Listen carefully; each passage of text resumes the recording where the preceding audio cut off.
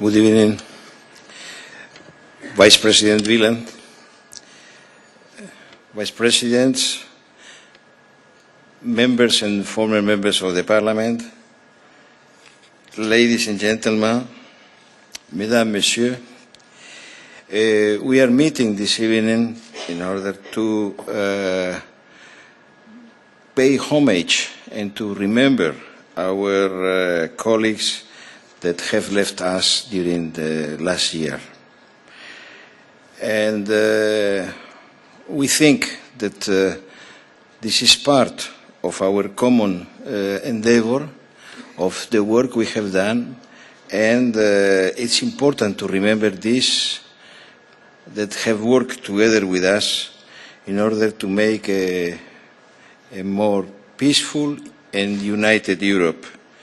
And I want to thank especially Vice President Wieland, that represents the President of the Parliament, Antonio Tajani, the former President of the European Parliament, my good friend Hans-Gert Pöttering, and I would add, because we have this opportunity, to thank for his participation to the current President of the former members of the US Congress, Mr. Cliff Stearns, that and I had the opportunity of participating in Capitol Hill, in the Marble Palace. I had the opportunity to see how they are paying homage to their members that are no more there in the last 2 years. I think that this is part of the cross-fertilization, that we are participating in our both chambers. J'ajouterai que nous voulons aussi rendre hommage aux familles qui nous accompagnent aujourd'hui, famille Bakopoulos, Barsi Pataki, Beyer, de Rique, Robles Piquer, Sheffield et Taylor, que je salue chaleureusement. Cette cérémonie annuelle nous offre à tous, à toutes et à tous, que nous soyons toujours actifs dans la vie parlementaire et que nous ayons commencé une nouvelle vie après nos fonctions officielles, la possibilité de faire une pause, de nous souvenir de ce que nous n'avons cessé de dispenser des services au public, aux citoyennes et aux citoyens lorsqu'ils ont été actifs au Parlement européen.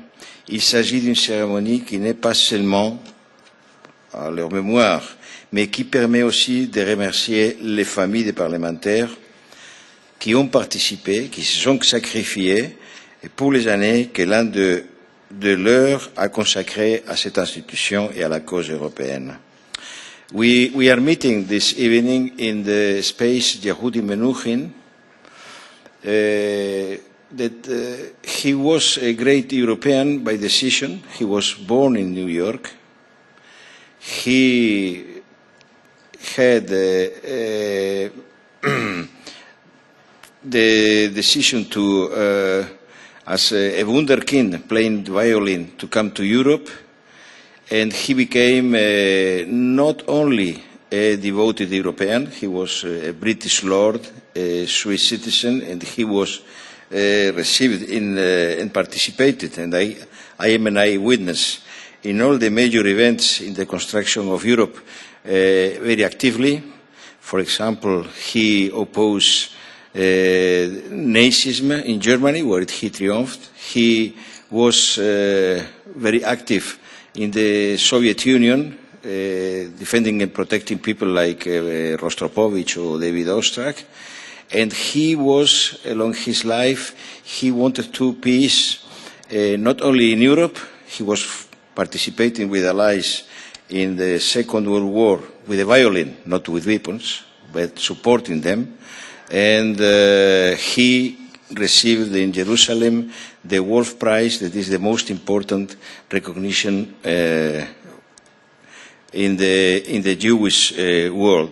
And I don't know if you have remarked in this room that I think this is the only parliament, perhaps in the world, in which there is an announcement. The title of this room is in Latin characters, in Hebrew and in Arabic.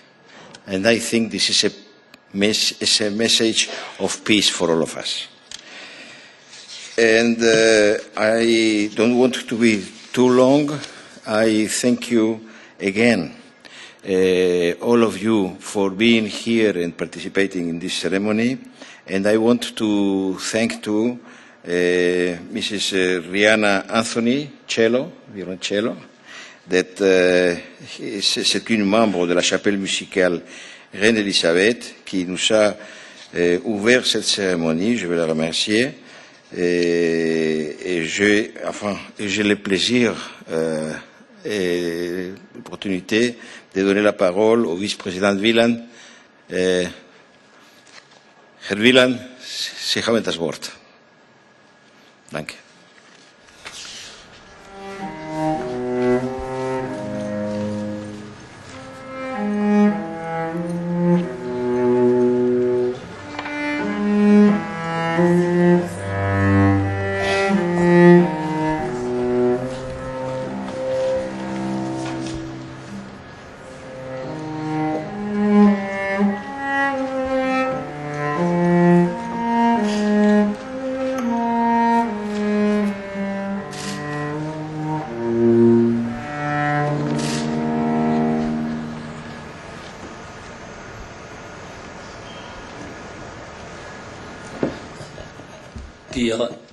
Dear Enrique Baron Crespo, dear Hans-Gert Pöttering, dear Vice President Krasnodębski, dear former and dear colleagues, ladies and gentlemen.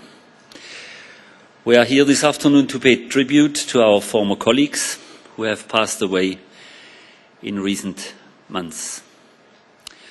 I welcome you on behalf of President Tajani, and I'm very grateful to the former Members Association organizing this momentous occasion. It shows that it's true what Jean-Baptiste Massillon, French bishop, said during the 17th and 18th century: gratitude is the memory of the heart. And it reminds us that not only our mandates are limited, but also our time. Carpe diem. Being myself now a member for 20 years and attending this event repeatedly, I find, regrettably, more and more names on the list of persons I had the honor to know them personally. I would like to greet in particular the Bakopoulos, Barsi Potocki, Bayer-Derike, Robles-Piquer, Seefeld and Taylor families who are here with us today. I wish them strength and courage to pass this difficult ordeal. Different in their origins, their experiences, their ideas, their projects, their political beliefs and religious confessions. These members of the European Parliament had in common the desire to build a peaceful, democratic and prosperous Europe. I do not know all of them. I do not know whether all of them would recognize the European Parliament today. The institution has changed very much. New buildings have been built. The powers of the Parliament have been strengthened. Member states have been added. The working languages have multiplied. The political groups have evolved. Nevertheless, I'm sure they would have found 2 points unchanged. First, the dedication of Parliament's administration, and second, the common ideal of all MPs to serve Europe while respecting its diversity. United in diversity is merely the miracle of the long period of peace on this continent than the diversion in nationalisms of previous decades and centuries. All those colleagues did what Jeremiah 29:7 tells us, and what is equally valid for all political levels: seek the best of the city. Today, their hopes and their desires always serve as examples, guiding us during our debates and our works. This is our contribution to the perpetuation of their memory, to remain faithful to the construction of a fairer and united Europe. May they rest in peace. Before giving the floor, I would like to thank all the organizers of this event, as well as the two musicians who will accompany during this ceremony, which has this year its 10th anniversary, and I want to repeat my gratitude to the former members' organization to introduce and to repeatedly process this ceremony. Thank you.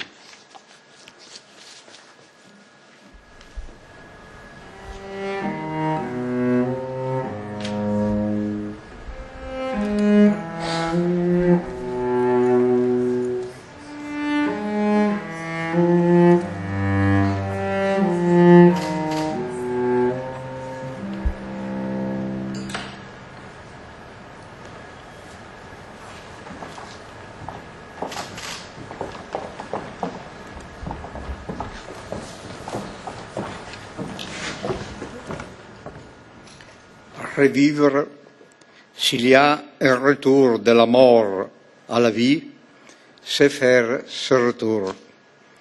Par là, nous convenons que les vivants ne naissent pas moins des morts, que les morts des vivants, preuve incontestable que les âmes des morts existent quelque part, d'où elles reviennent à la vie.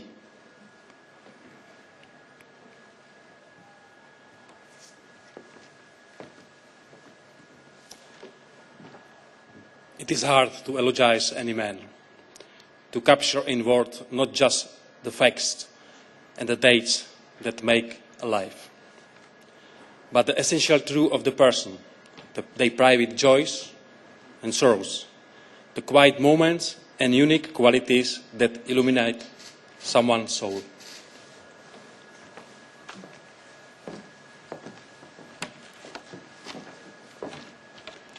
Demain, dès l'aube, à l'heure où blanchit la campagne, je partirai. Vois tout, je sais que tout m'attend. J'irai par la forêt, j'irai par la montagne. Je ne puis demeurer loin de toi plus longtemps.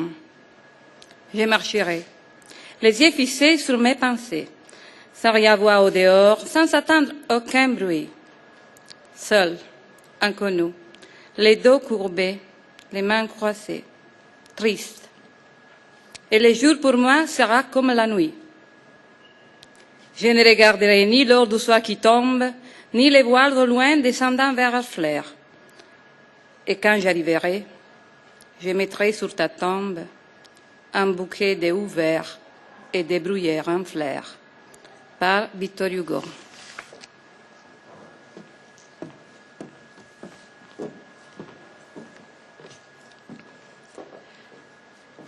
There is no death, daughter. People die only when we forget them. My mother explained shortly before she left me. If you can remember me, I will be with you always. These words are by Isabel Allende from her novel Eva Luna.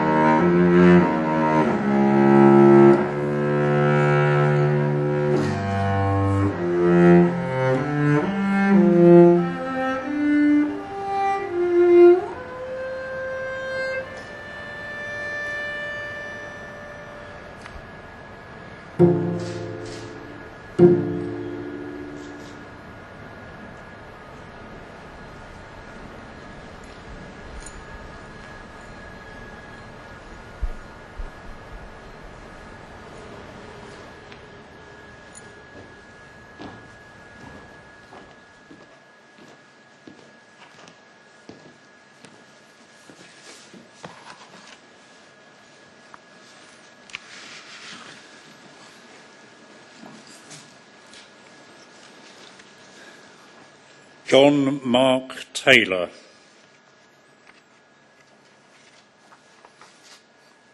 Simone Veil.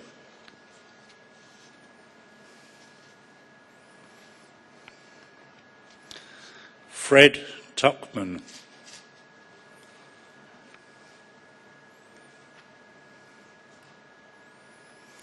Joanna Christina Grund.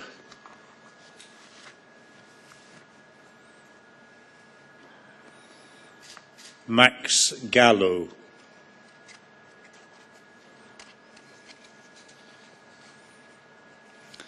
Enzo Petissa.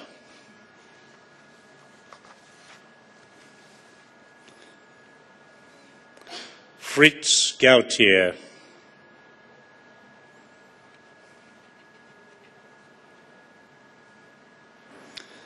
Emmanuel Bakopoulos.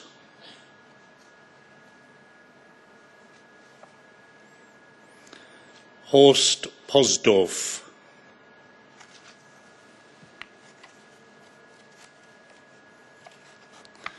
Didier Mochan.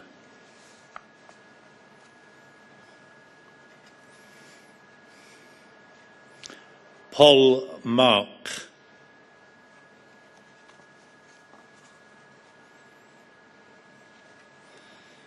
Angela Coccola.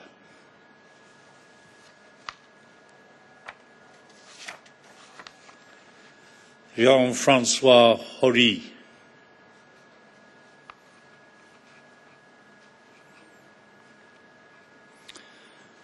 Paulette Dupont.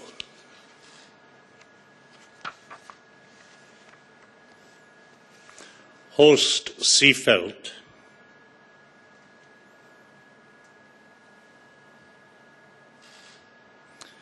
Luc Beyer de Rijk.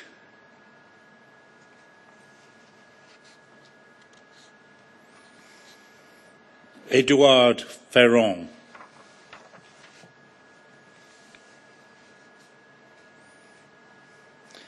Etelska Basi Pataki.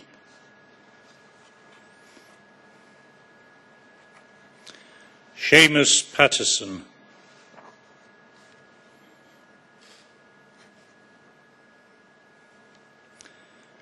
Carlos Robles Piquer.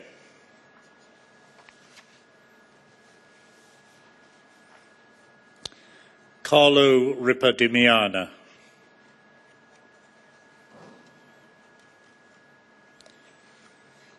Jens Nielsen.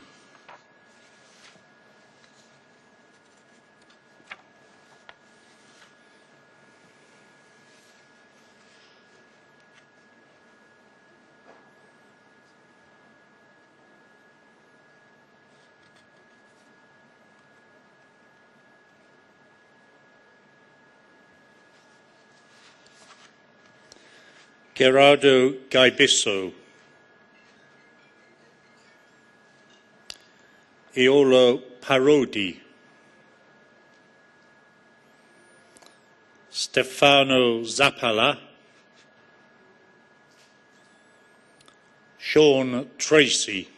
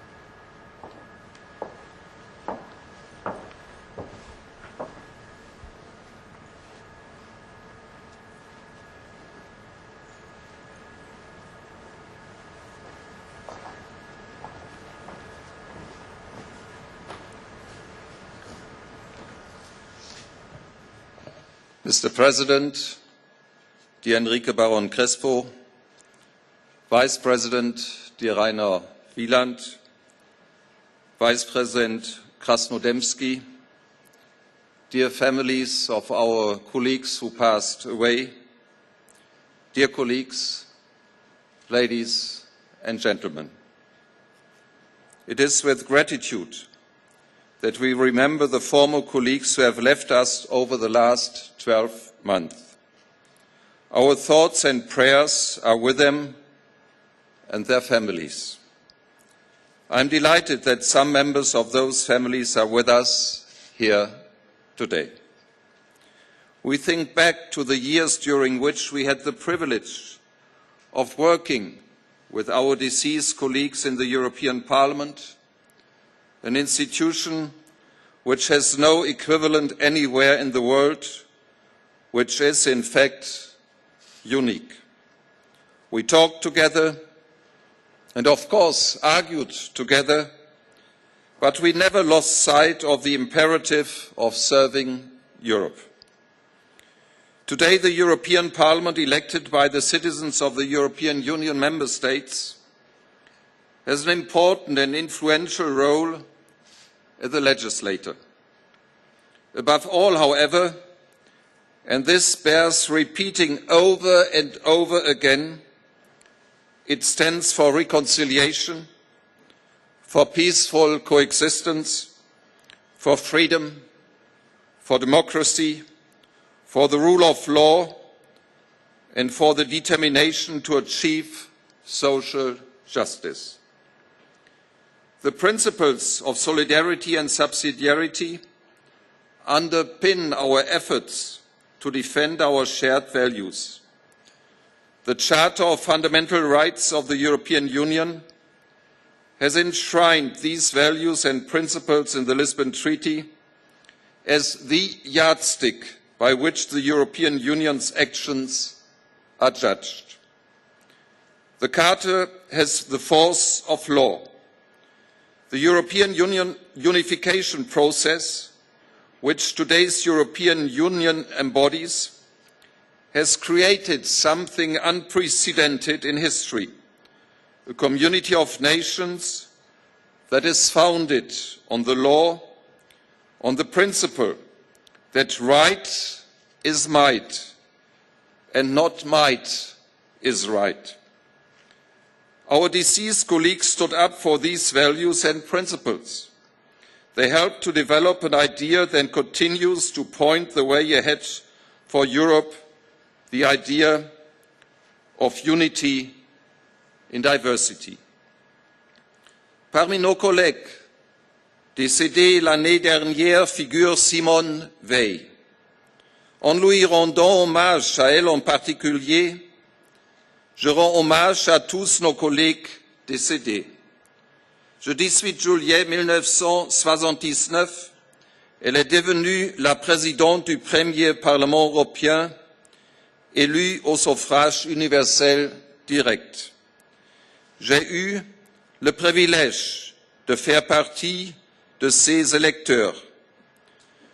Le 1er juillet 2018, Simone Veil et son époux Antoine iront reposer au Panthéon à Paris. Simone Veil est un symbole de la nouvelle Europe qui a été créée après la fin des tragédies subies par notre continent.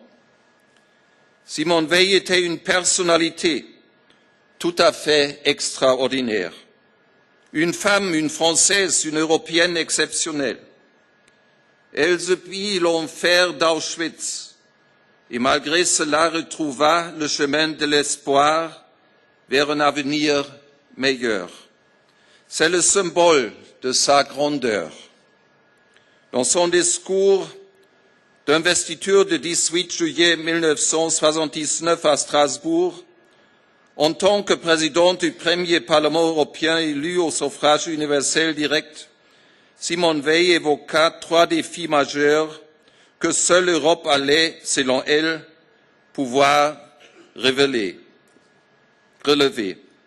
Elle parla du défi de la paix, c'est-à-dire de l'entente entre les peuples, du défi de la liberté, un droit fondamental de l'être humain, enfin, du défi de la prospérité qui est celui du progrès social. Dans un discours devant le Bundestagsparlement allemand à Berlin, le 27 janvier 2004, journée dédiée à la mémoire de l'Holocauste, elle prononça cette phrase. Cette Europe réconciliée, il fallait lui donner une assise durable et pour cela la fonder sur 2 exigences, la transmission de la mémoire et la démocratie. Le Parlement européen a répondu à l'appel lancé par Simone Veil pour la transmission de la mémoire en édifiant la Maison de l'Histoire européenne et en inaugurant l'Agora Simone Veil ici à Bruxelles avant le Parlement. Simone Veil était un exemple emblématique de courage. Elle fit preuve d'une volonté remarquable dans le sens du pardon, de la réconciliation et d'un nouveau départ. Son engagement profond dans le combat pour l'égalité entre les femmes et les hommes n'avait d'égal que son autorité politique pour la promotion de l'intégration européenne. Tout cela restera à jamais gravé dans notre mémoire. En mémoire de Simone Veil et de tous nos collègues décédés, nous souhaitons rendre hommage à nos valeurs communes, à notre héritage européen, avec ses hauts et ses bas, ainsi qu'au chemin parcouru vers l'unification de l'Europe, et tout cela, nous voulons les gérer en contrat pour l'avenir de l'Europe. Ladies and gentlemen, if you will allow me, I should now like to remember an event which does not concern a deceased former colleague, but rather a friend of the European Parliament and the European Parliament itself. On July 1st, 2017, Helmut Kohl, Honorary Citizen of Europe and former Chancellor of the Federal Republic of Germany, was honoured in a European service, I think the first time in our European history, of remembrance held in the European Parliament's chamber in Strasbourg. We should remember him and his life with gratitude as well. He helped make the European Parliament what it is today with many other personalities. Even in death, he put himself in the service of the European Parliament one last time. Nothing in life, and therefore in politics, is certain. And the same is true of the future of the European Union. We honour our deceased colleagues by calling to mind the words of Jean Monnet. Nothing is possible without the people, but nothing can last without the institutions. Ladies and gentlemen, the European Parliament is one of those institutions. This idea also gave purpose to the lives of our deceased colleagues, whose families partly are here. And their legacy to us is something worth defending. We can best honour the memory and endeavours of the colleagues who went before us by defending our shared beliefs and ideals resolutely and bravely, passionately and patiently, both now and in the future, with the goal of a free, peaceful and united Europe firmly in our sights. Let us therefore pledge our unceasing commitment to those beliefs and ideals. Thank you.